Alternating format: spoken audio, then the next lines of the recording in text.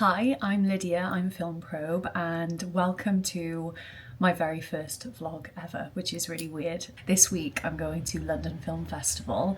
I've never been before, and Film Probe is press, which is really crazy. If I told myself like 6 months ago that I'd be going to this festival as press, I wouldn't have believed you. So I'm really, really excited. Today's the first day. It's very intense. So we had to get up at 8 a.m. to like book tickets for 2 days in advance. So it was really busy this morning. Like the app crashed and we were trying to get tickets for Wake Up Dead Man, the new Knives Out movie, but we got them. So all's good, we got them. So that'll be really exciting on Wednesday. But sorry, today I have a full day. So we have 2 movies. We were gonna watch 3, but we felt like we wanted a break. I don't want to overexert myself too fast in the week because even though it's just going to the cinema and watching movies, it's kind of like exhausting. Today's going to be good. I'm going to bring you along with me. I'm going to bring you along with me all week. So I'm very excited. This is my Airbnb, little Airbnb in Fitzrovia in London, which is a very nice area. I've never stayed here before. So today, Monday, October 6th. Oh, I just got an alarm saying, remember your screening today. So my first screening is at 10:45, which is really nice because all the other screenings start at 8 a.m. So today is a very easy day to get, acclimatized. And that's A Thing with Feathers. And then at 3:10, we're seeing Train Dreams. So I will give you thoughts on both of those films. Very quick thoughts, and then I'll probably do proper reviews over on Film Probe. Anyway, I'm going to stop talking. This is the intro. Come with me for day 1 of London Film Festival 2025. Let's go.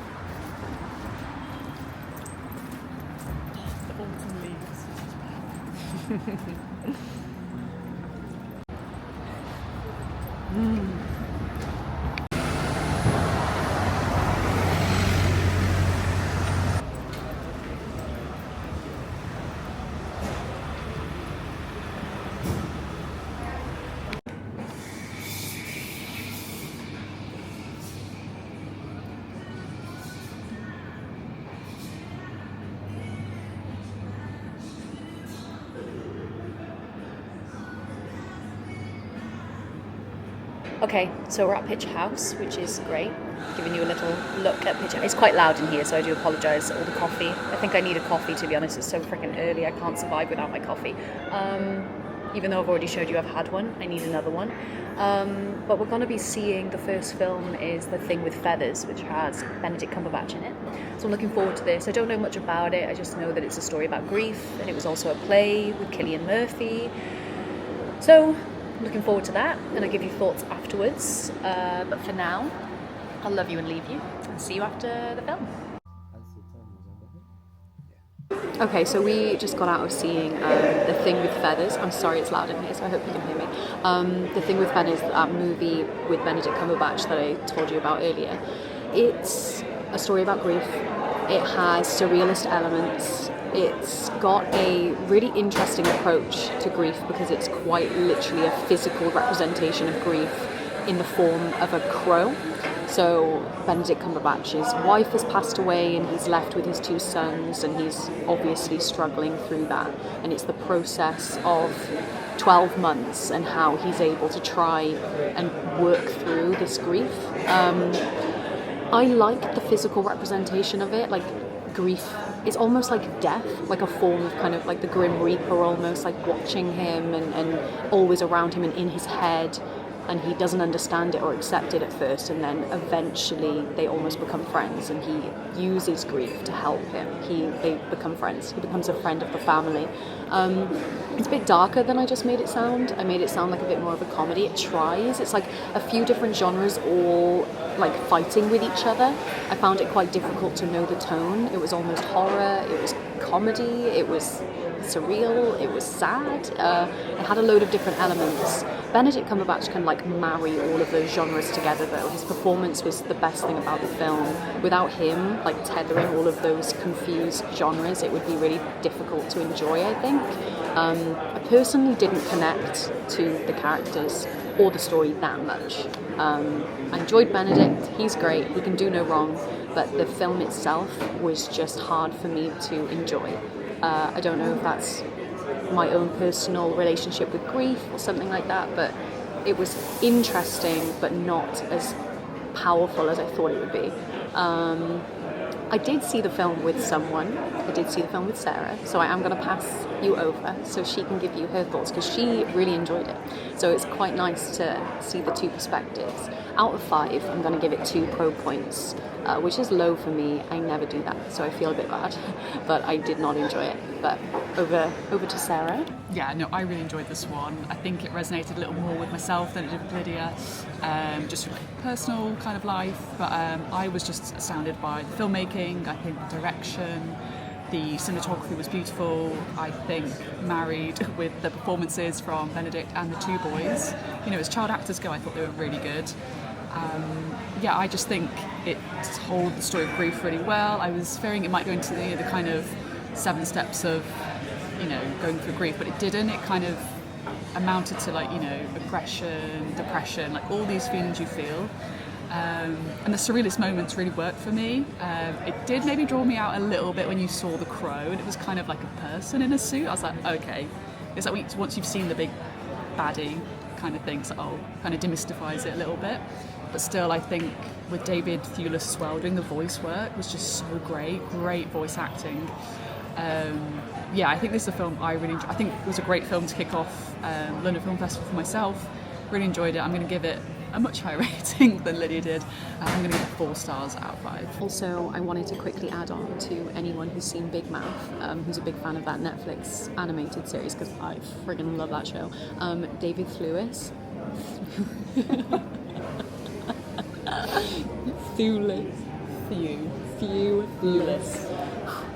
David Thewlis, who's obviously Harry Potter, werewolf, can't remember his name, Lupin.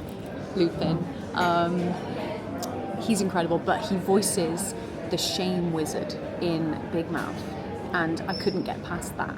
Every time the crow appeared, he voiced the crow, by the way, I didn't say that, but every time the crow appeared, it was just the shame wizard, so I just wanted to add that on for any of my Big Mouth fans.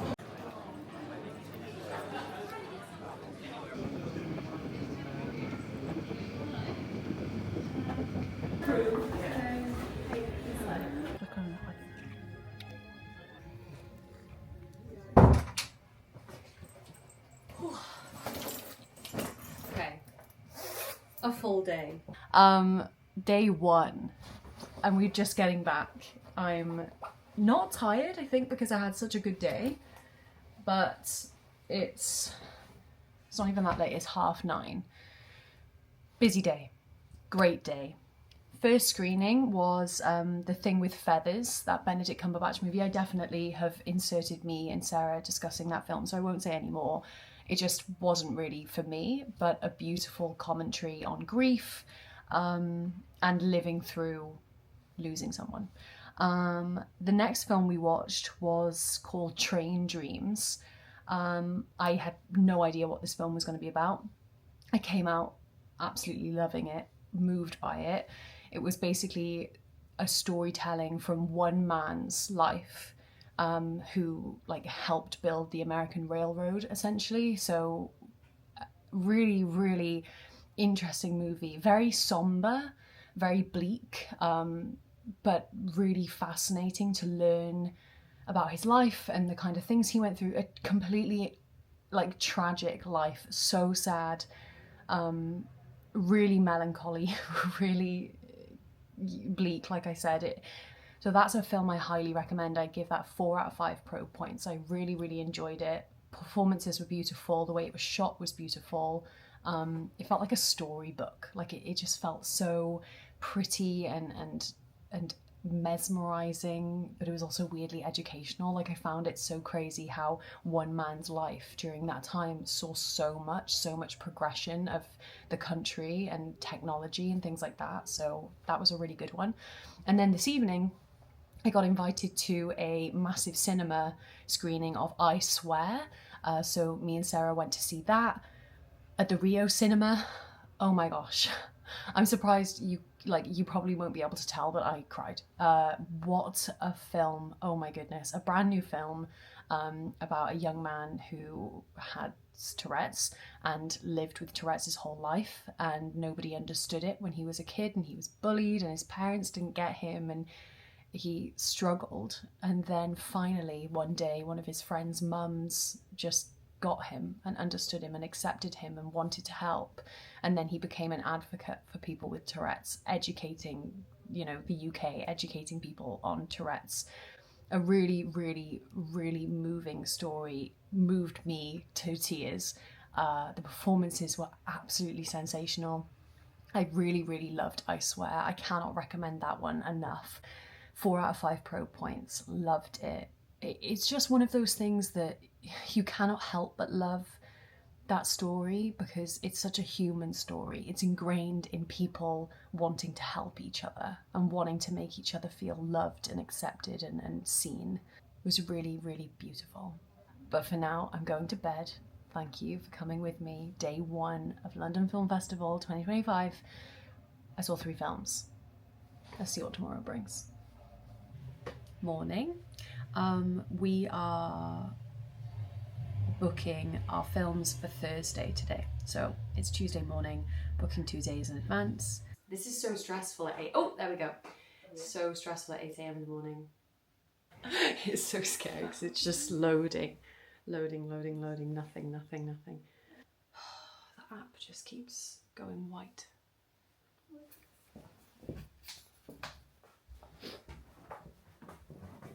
Oh God, it's just gone white. Nothing. Calendar. Oh, okay, it did work. Okay, cool. We got them. Today we are seeing Nothing. I'm seeing Nothing. I've got a networking breakfast this morning, which should be really fun. I'm a little bit nervous, but it should be good to go and like meet people and chat and meet other, you know, writers, critics, influencers, content creators, all of those cool people. So we'll see who's there. I hope there's coffee because I am already dying for my coffee. I've got the shakes. So yeah, I'll take you along with me to that, and I will see you there. So we've got Blank Street again and a ginger shot, and I've convinced Sarah to get a ginger shot. Yeah. Oh, it burns. It burns. Why is it spicy? It's spicy. It's the outfit of the day. Okay. And it's really cool. Like,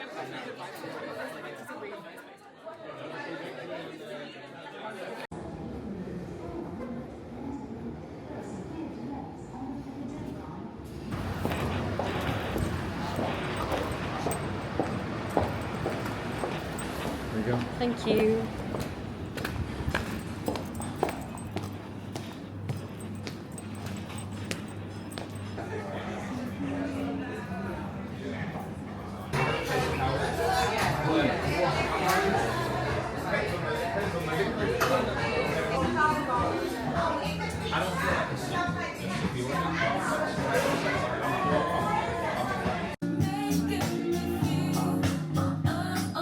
To a networking event this morning, which was really cool. I got to speak and meet a load of people from the industry, like internet people.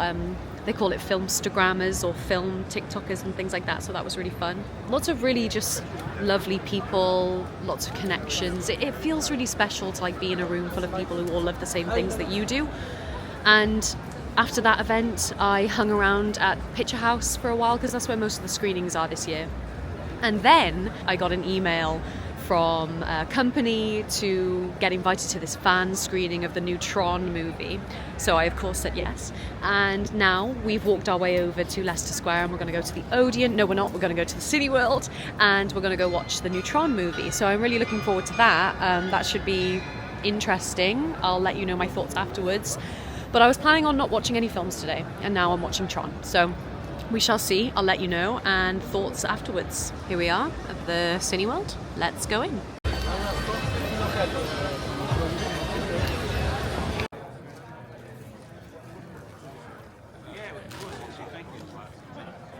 have made it back to the Airbnb. Sarah very nicely let me in late.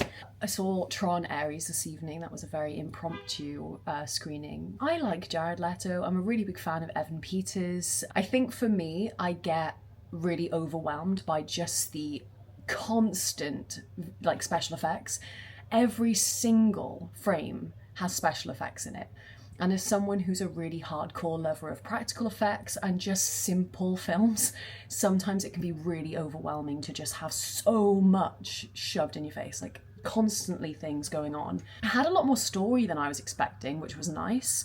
It definitely had this underlying message about AI, trying to decipher what we don't know about this kind of software. I did like that they had a lot of nostalgia elements, like it went back to the 80s when the original movies were out, and it went back to that kind of very basic grid system. And I like the original Tron. I think it's like, I don't know, nostalgic and cool and yeah, a bit retro. I am sweaty, I am hot, my feet hurt, and I gotta get up at 8 a.m. to book some more movies. So I'm very excited for that. It is Wake Up Dead Man in the morning. I am so excited. That starts at 8 a.m. So we are gonna be bright-eyed and bushy-tailed in the morning. Yeah. Did you like that?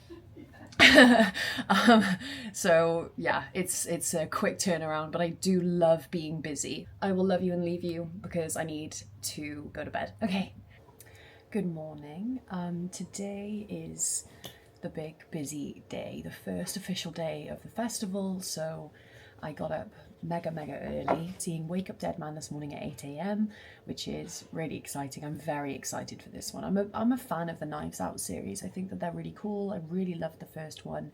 The second one was pretty good as well, and I've heard through the grapevine that this one's very good. And after that, I'm seeing Bad Apples, which is the new movie with Saoirse Ronan. So I'll be telling you more about that before I see it and after I see it as well. And then I'm seeing something else, and I can't remember what it's called. Moss and Freud, I think.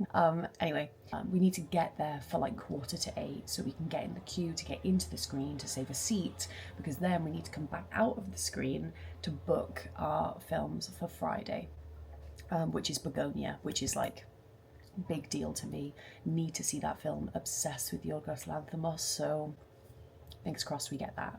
I'll keep you updated. It's gonna be a long day today.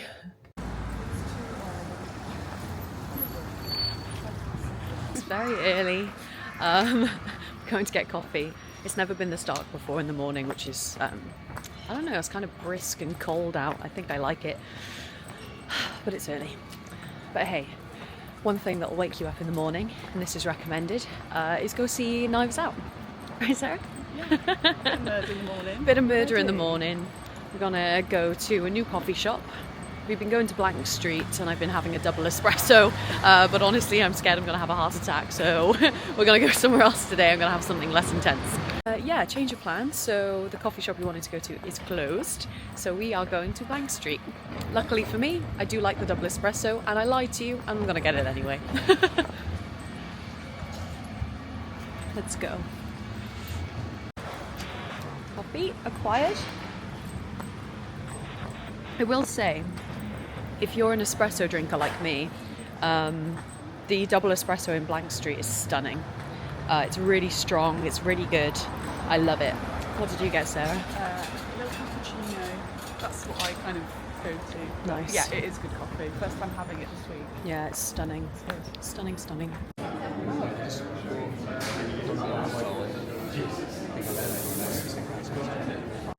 Just went through and just said. So we saw Knives Out this morning. I'm doing some content. We saw Knives Out this morning, which I really loved. I thought it was really good. Josh O'Connor was brilliant. Those films are just fun. I love a murder mystery. I love like solving the crimes, and Daniel Craig's great, such a good character. It's just easy to watch, easy to love. I really like the franchise, so I'm a fan of a murder mystery. And then we just got out of seeing Bad Apples, which is a movie with Saoirse Ronan. Such a surprise, so good. Oh my goodness, I did not know what to expect. I had zero expectations. I just knew it could be a bit tongue-in-cheek, it could be a bit dark, because I knew that she like abducts one of the kids in her class. She's a teacher. It's nothing sinister, but it's just really funny. brilliant ending, so unrealistically silly and just, yeah, proper movie magic, fun and yeah, heartfelt and a bit silly. I'd give both films 4 out of 5 pro points. I had a really good time this morning. I had a great time. What did you think, Chris? Did you have a good time? Hello. I did have a very good time. 2 great films so far. Yeah. Now I think we're going to go into something quite serious. So yeah, we're a bit I'll be in my nervous for that. Yeah. It's called Moss and Freud, and you've told me that it's about Kate Moss and her relationship Lucy and Freud. Lucy and Freud. Yeah. What did you see just then, I Max? saw in Wake Up Dead Man, and then I saw Waste Man with David Johnson. Nice. And you had a good morning. They're very good. Both very good.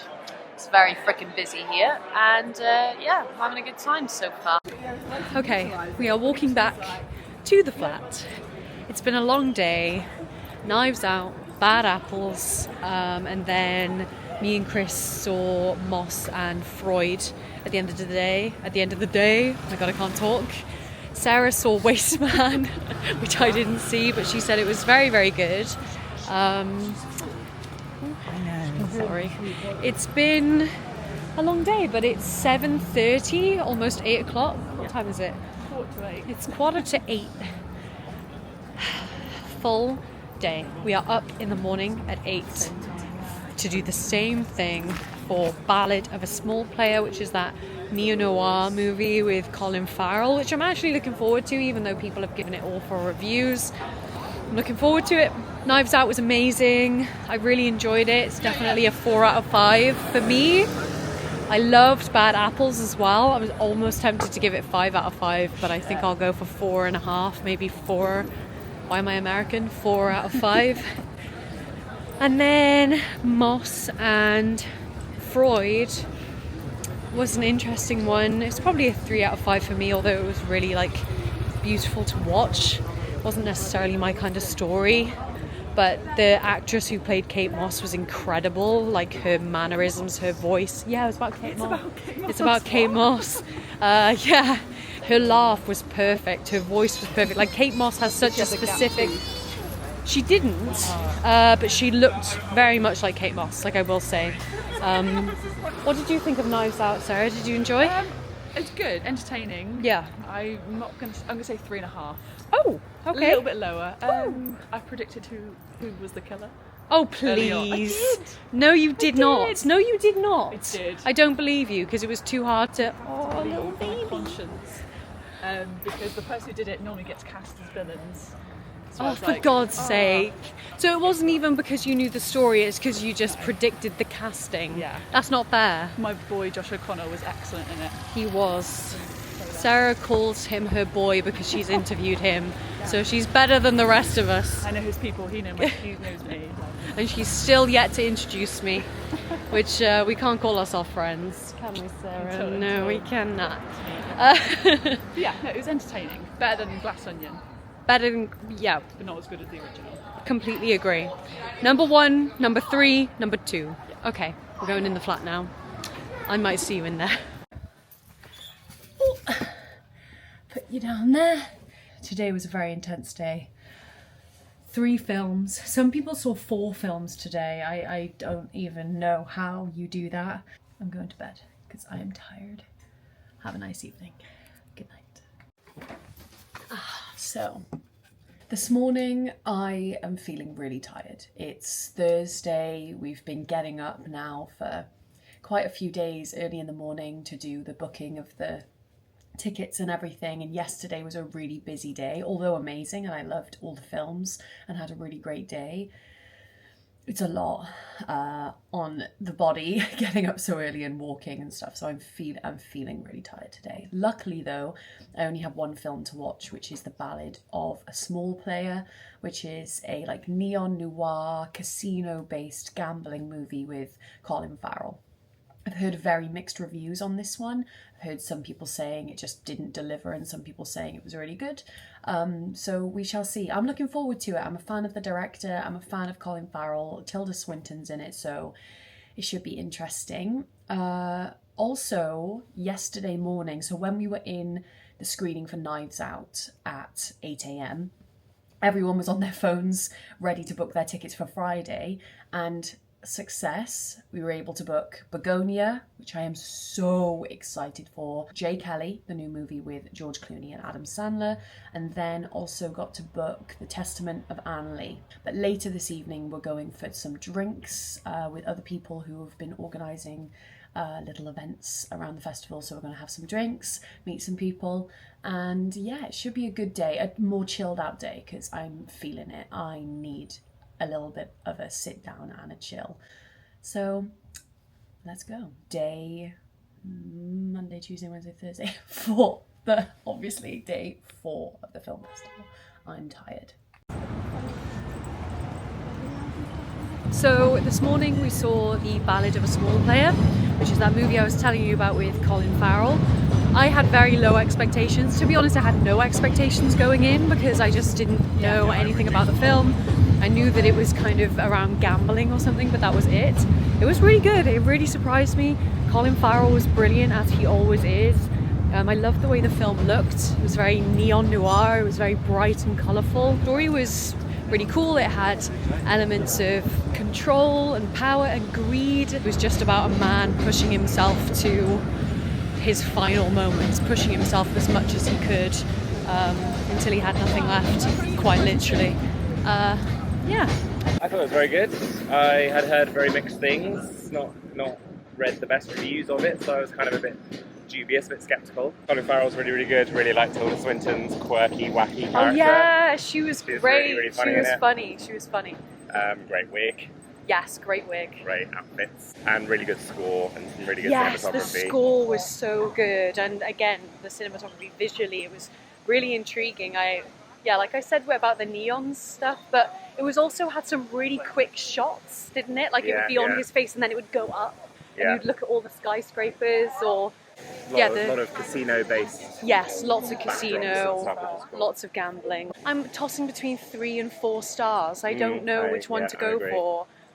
Ideally in that scenario you would do a half star, but I'm trying really hard not to. But yeah, I guess 3.5 stars. Very, very cool film. Good morning. Haven't done anything else today, just been sat around trying to edit some stuff, trying to write some reviews. But honestly, my brain is just full of films, so it's kind of hard to concentrate. But we're walking over now to the South Bank, to BFI, to have another sit down and write some stuff and do some stuff. And yeah, see you later for some drinks. Back to the house to get ready to go out for drinks later. I'm not sure what I'm going to wear yet, so I'm going to have to decide that. But today was a good day. I was out all day. I helped Chris film some stuff for an interview he did, which was really exciting. And just, yeah, being in London is cool, so I don't have much to report. We just had some drinks, drinky poos, at the Understudy, which was a cool place which I've never been to before. It was called the Understudy, right? Yeah, it's like a bar. It's been really Hold fun. on, let's have a poignant moment by the statue. Oh! By this naked statue. But we just came out of having a little drink and meeting some people and chatting to some people, and they were really nice. But me and Chris are great, so any event that we're at is just like the best event ever, right? 20 questions. What animal would you rather be? Yeah, we literally asked each other. Me and Chris have only known each other for a few months, but we're BFFs. It's a lovely time. It is. Our lives have gotten instantly better since knowing each other. But we asked each other 20 questions, and they were quite intense, weren't they? Yeah. You don't like peas. Chris asked me something like, "What's your least favourite vegetable?" And I asked him questions like, "What was your first childhood memory?" Yeah. We're going back to the tube, and we'll see each other in the morning for Bugonia at 8 a.m. Yorgos. Begonia! We're so excited for Yorgos. We're both big fans. And we cannot wait. Stone, bald Emma. Bald Emma. Bald Bring it Emma. on. I kind of look like a bald Emma right now. You can't even see my hair. But Oh, Ballad of a Small Player. yeah, we watched Ballad of a Small Player today. Good stuff. The red carpet was tonight and neither of us got invited, so that was gutting. But it's we're fine. okay It's about fine. We're fine. We'll have more events in the future. It's their loss, right? Like and subscribe. We've had another drink. We weren't planning on it. That is all we have time for. It's been a pleasure. Good night. Good night. See you in the morning for Bugonia at 8 a.m. Bye. Bye. Bye. So, back at the flat. It's not too late. It's 11:30, but I feel bad. I'm looking through the door to see if she's there. She's not there. Sarah. Oh, there she is. Okay, it is Friday today. Yay! We went out for some drinks last night and met lots of really lovely people, exchanging Instagrams. So it was a really nice evening. So glad I went. Today is a full day. Today's Bugonia Day. Bugonia Day, yay! I'm so excited to see Bugonia. I'm such a big Yorgos fan. I feel like I've said this 1,000 times. Cannot wait for that. Then I have J. Kelly, which is Adam Sandler and George Clooney, so that is going to be an interesting one. And then there is The Testament of Anne Lee, which is Amanda Seyfried, so that should be good too. So a full pack day again. I'm feeling good. So let's go. London Film Festival Day 5? So it's been a busy day. Chris is here, as always, following me around like my shadow. So this morning we saw Bugonia, which we both loved. So good. It was incredible. I had a great time. It was like just proper back to Yorgos. Really good shit. He's good, creepy, surrealist, weird, wacky, keeping you on your toes. Yeah. Such an intriguing story, and the ending was such a good payoff. Like Yeah. it was worth all of the Yeah. craziness for that amazing All the end. confusion. Yeah. Emma Stone's incredible, Jesse Plemons was incredible. Everything about that film, honestly, is a 5 out of 5 stars for me. I've been thinking about it all morning. Oh, she's gone for the 5. I'm doing the 5. I'm doing it. Ooh, we're crossing. What are you? Are you doing the 4.5 or are you doing the 4.5 at the moment? Okay. Maybe. Okay. He hasn't quite come over to the 5 out of Maybe, 5. yeah. And then straight after that, J. Kelly. pretty much we went into J. Kelly, which was a film we both had zero expectation for. We didn't really know what it was going to be about. And it was great, wasn't it? It was really Yep. good. It was about like Hollywood. It was about an actor. Quite wholesome. Very wholesome. Quite emotional, actually. Yeah, Both I had cried. tears coming down at the end of the film. cry. It really surprised me, and George Clooney's incredible. Like, I just think he's such an underrated actor because he's done so much and nothing's really challenged him. But this film was probably one of his best performances, I would say, to date, like easily. Just a very sweet film about acting and about the process of making movies and how much toll that takes on a person and how much time they have to give for the art. It did have some funny bits. And cheesecake. It did have a lot of cheesecake, but we're back to the cinema now because I'm going to see The Testament of Anne Lee and Chris is going. Emotional farewell. Yeah, I know, we're going to say goodbye to each other. But I would give J. Kelly probably 4 stars. I friggin' loved it. I agree with you on that one. Yep. So, change of plans. Ran up to the Testament of Anne Lee screening and there were no seats for me. So that was a bit weird because I booked it. So, a bit sad. I'm really tired anyway, to be honest, and I need to write some reviews. So I'm just going to sit here on my laptop and write some stuff. Day 6 of London Film Festival. Today's Saturday, and today is another exciting day because we're seeing Hamnet, which is like one of the most anticipated films of the whole festival. People are really looking forward to this one. I am as well. So I had a little lie-in in the morning and now I'm watching a movie called Alpha on my laptop. Alpha was directed by Giulia Ducono. It's so far like a coming of age horror about a young girl who's been exposed to this infection is how I'll call it. It's very brief, but it's so far I'm only like halfway through, so I need to finish that film this morning. But I was very kindly sent a screener of it because I did have an opportunity to interview Julia, which is really sad because I can't do it, but I really would have loved to. I'm a big fan of her other like body horror movies. So Hamnet is with Paul Mescal and Jessie Buckley, and then After the Hunt is Luca Guadagnino, and that has Julia Roberts in it, and I think Ayo Adibri, and can't remember who else, weirdly. 9 o'clock in the morning. My screening isn't until 11, so I'll finish Alpha. I'll walk on over, I'll get a coffee, get some breakfast, and check in with you when I'm on my way to the cinema.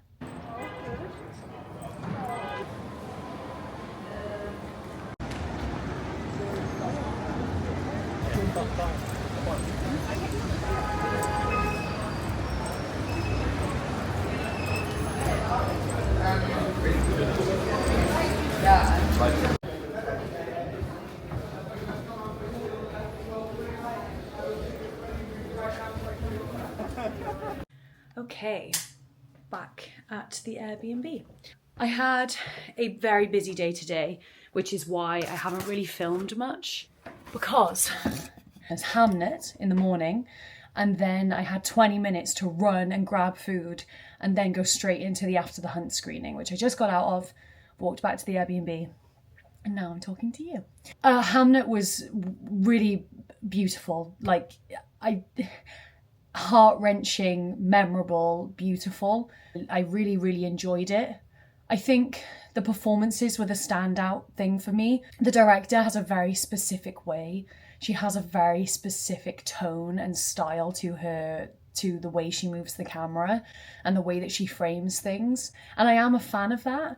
It can just sometimes be quite outdrawn, and I almost think that's her intention. But for me personally, I like things to be a bit busy and a bit fill the frame. So she can be quite simplistic sometimes, and I found that just made the film maybe a little bit too long for me. But I don't want to start negative, because I had a really good time with the film. I thought it was beautiful. And like I said, Jessie Buckley and Paul Mescal are absolutely sensational. They're both so brilliant. And I spoke to a few people after the film, but the way I viewed the film was that Paul Mescal owned the beginning of the film, like the first half, and then Jessie Buckley had the second half completely. And I think that they had beautiful rapport and chemistry with one another. They gave each other space and time to just be these characters. And I thoroughly enjoyed it. As an actor, as someone who wants to do that, I was just absolutely in awe of their performances. And I have no doubt that they'll both be nominated for Academy Awards, and Jessie Buckley could very, very likely take it home. She was absolutely incredible. The story, for anyone who doesn't know, because I went into it knowing it was like a William Shakespeare story, a very big fan of Shakespeare, as most people are who like film and theatre and stuff, but I'm a very big fan. And it was the story of William Shakespeare and his wife and their children, and then later on the process of him writing and performing and putting on stage Hamlet. The story isn't about William Shakespeare. It isn't about Hamlet. It's about family, and it just happens to be William Shakespeare's family. It's a story about grief, about loss, about relationships, feeling lonely. It's about following your passion. It had so many layers, but the core of this film is about family. The final maybe 30 minutes was the highlight of the whole film for me. There were a few isolated moments that I cannot get out of my head, particularly one scene with Jessie Buckley, which I won't say what it is because it's a major spoiler and I don't want to do that to you because I really want you to go see it. But there is one scene in particular with her where the emotional level she gets to and the realism in her performance was really, really incredible. Like there were people around me, I could hear like, you know, sniffles and tears, and the girl next to me was like a mess the whole time. So it's a very emotional film. I'll stop talking about Hamnet, but I had a very good time with it. I loved it. I'm going to give it 4 out of 5 pro points. Bugonia is still just the best film of the whole festival, hands down, no doubt about it. And then after that, like I said, I ran to Pret to get lunch, and then I ran straight back to Picture House to go see After the Hunt, which is Luca Guadagnino's new movie. This morning I was like, I think Julia Roberts is in it, and I think Ayo Adibri's in it. Andrew Garfield's in it. How did I forget Andrew? Pathetic. I came out of it not knowing what I thought of it. And I don't know if that's a good thing or a bad thing. I felt really on the fence with this film. I was like, did I like it? Did I not like it? What did I think of it? It's all based in Yale in America, and a student has an inappropriate experience with a professor, and that is the catalyst for the whole film. And it's then a load of different characters and how they react to this incident that happened. I just think that a lot of roads led to nowhere. A lot of things that were put in this film and really bigged up by the soundtrack was gorgeous. I found that all of these little threads that they introduced us to just kind of were anticlimactic. And I don't know what more I want to say to you, because I don't want to encourage you to not watch the film. I think you should watch it, especially if you're a Luca Guadagnino fan, because I enjoyed this much more than I enjoyed Queer. But it just lacked that final wow. The film just ended.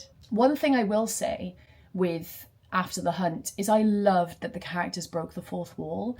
There was this scene with Julia Roberts and Andrew Garfield in a restaurant, and they were like looking at the camera, having a conversation with one another. I loved that. I really am a fan of Luca Guadagnino and the way that he shoots, the way that he concentrates on people's hands, the way that he moves the camera. I am a very big fan of that. And although the story wasn't there for me, the execution of the story kept me intrigued. Part of me is thinking whether I should give Hamnet a 0.5 score. Oh, I don't know. I think I'll give it 4. Yeah. So this evening I'm doing nothing. I'm writing reviews because my brain is full of details and I need to get them down.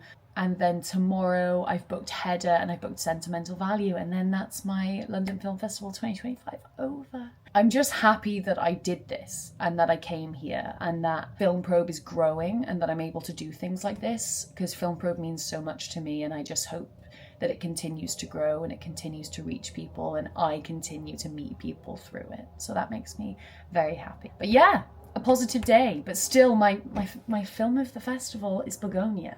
I loved it. If you take anything away from this vlog, watch Bugonia.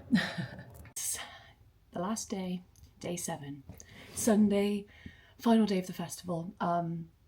Very early morning. This morning I'm seeing Hedda, which I'm looking forward to, and then after that I'm seeing Sentimental Value, which I'm also really looking forward to. So should be a good day to send me off. So, slight change of plans. I was in the queue for the 8 a.m. screening of Hedda, and then was like, I can't do this, I can't go in at 8 a.m, my eyes hurt, everything hurts, I'm tired. And I looked on the app, and there was availability for the 9:10. So I just changed, and I'm going for the 9:10 now, which makes me really happy because I get an extra hour just to chill.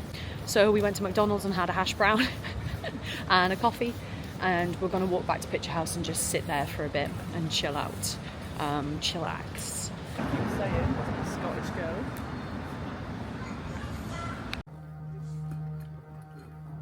Smile. Saying goodbye to friends, except Sarah because we're going to the train together, but saying goodbye to friends because this is the final day. This is it. We're not staying the whole week, just a week. I mean the whole 2 weeks, just a week. We had some lunch. We watched, I watched Hedda this morning with Max, and then we watched Sentimental Value. Mixed thoughts of The Room. Sarah loved it. Didn't you, Sarah? Sarah cried. Chris didn't watch it. Fake fan. And then Max, me and Max felt the same way about it. It was good. It was okay. That's my review. I'm walking here. Walking to the train, walking past the Phoenix Theatre, which is where the Stranger Things show is. Oh my god, if you haven't seen that yet, it is an incredible show. One of the best shows I've ever seen. It's so good if you're a Stranger Things fan, but also you can watch it having not seen Stranger Things because it's that good. Highly recommend. Did you think you've edited it up until today? We're discussing whether I've edited this or not, and I haven't. So me and Sarah are planning on getting the 6:30 train home, and it's been delayed by 10 minutes, and I'm acting like a little big baby because I'm really sad that the train's delayed, but it's pretty gutting. You know, after a long week you just want to go home, so we're waiting in the station and it's very busy and we just want to go home. It's been an amazing week, full of films. Today was a pretty good day. It wasn't the best day to end on, if I'm honest. Like Hedda was good, Sentimental Value was lovely, but just good. Like it wasn't any sensational films to end on. But it's been really, really interesting, and it just makes me excited to come back next year. So let's hope next year's better than ever, and I can interview Paul Mescal or Pedro Pascal or someone else, Ascals. Who would be your dream interview? Don't say Josh O'Connor, no, because she's already done that. Already completed it, mate. Yeah, if I could have got Benedict Cumberbatch, that'd been great. Benedict, yeah, fair. Mine would be Leo, Keanu, Adam Driver. Oh. I'd lose my mind. You could bring him a bowl of soup. Good soup.